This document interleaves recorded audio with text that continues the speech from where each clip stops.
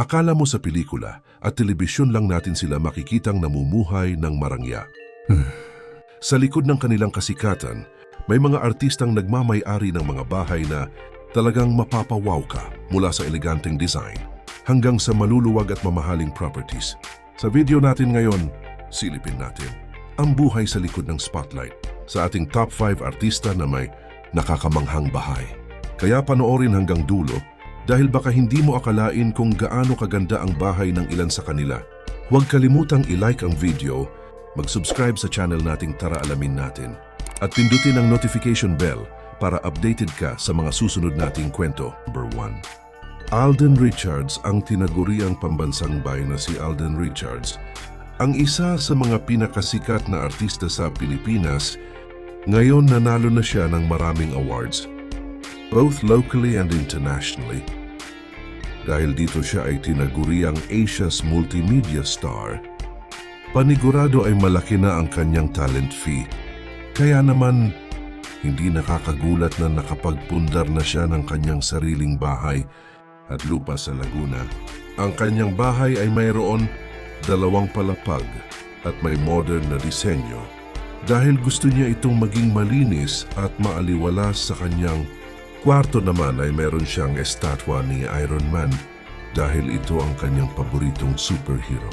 Number 2. John Lloyd Cruz. Ang multi-award-winning actor na si John Lloyd Cruz ay isa ng household name dito sa Pilipinas. Isang veteranong aktor na matagal nang nagtatrabaho sa showbiz. Hindi ka mabibigla kung malalaman mo na si John Lloyd Cruz ay mayroong napakagandang bahay sa Antipolo.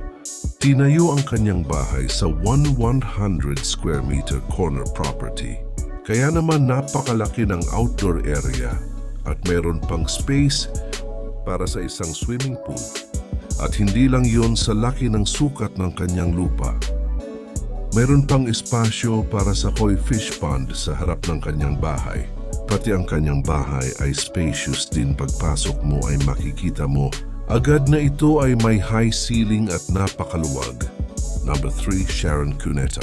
Hindi maitatanggi na si megastar Sharon Cuneta ang isa sa mga pinakamayamang celebrity sa Pilipinas. Sa mahigit 40 years niyang pagtatrabaho sa showbiz, nakatanggap na siya ng napakaraming awards at naging top-rated television host at highest-paid commercial endorser.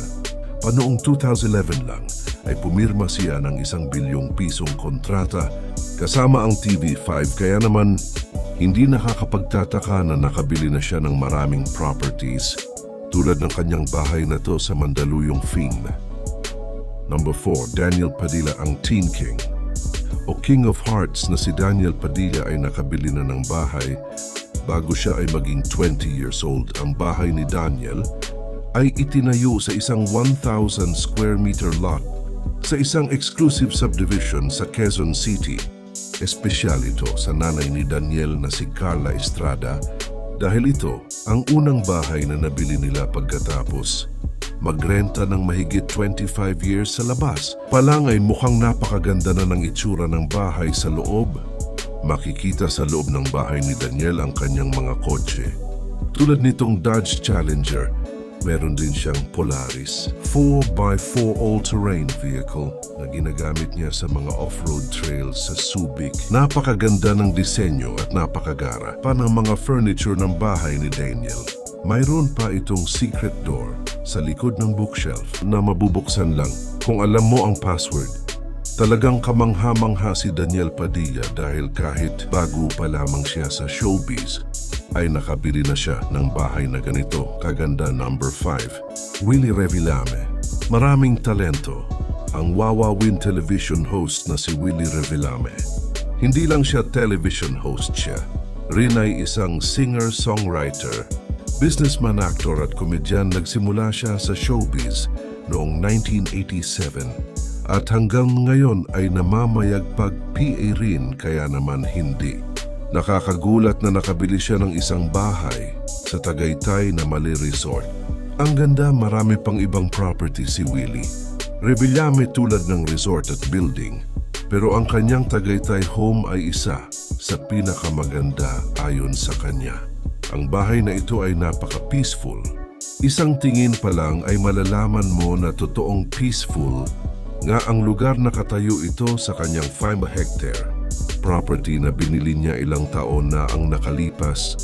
Meron itong infinity pool at napakagandang views ng Taal Lake. At yan nagtatapos ang ating countdown ng top 5 artista na may nakakamanghang bahay. Mula kay Alden Richards hanggang sa ating number 1 na si Willie Revillame, nakita natin kung gaano kaganda at ka-impressive ang mga tahanan ng ilan sa mga pinakamalalaking pangalan sa showbiz. Sino sa 5 ito ang may bahay na pinaka-nagustuhan mo? At may artista ka bang gustong makita sa susunod nating listahan? I-comment mo ang pangalan niya sa ibaba. At kung nagustuhan mo ang video, huwag kalimutang i-like, i-share at mag-subscribe sa channel nating Tara Alamin Natin. Pindutin din ang notification bell para hindi mo mamiss ang mga susunod nating videos. Maraming salamat sa panonood at sa patuloy na suporta.